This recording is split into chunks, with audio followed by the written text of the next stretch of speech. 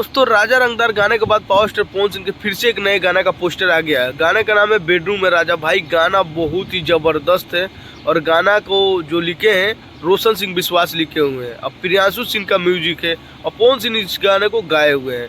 तो गाना भाई बहुत ही बेहतरीन है और भाई राजा रंगदार गाना इस समय काफ़ी ज़्यादा ट्रेंड कर रहा है, बहुत ही तगड़ा तहलका मचाया हुआ है। रील पे भाई ट्रेंड कर रहा है और इंस्टाग्राम पे ज़बरदस्त ट्रेंड कर रहा है, 2 नंबर पर ट्रेंड कर रहा है। तो भाई पावर स्टार पवन सिंह फिर से फॉर्म में आ गए हैं और गाना बहुत ही ज़बरदस्त आने वाला है। और इस गाने का जैसे अपडेट आएगा, कब ये गाना रिलीज होगा, मैं आप लोग के बीच लेके आऊँगा।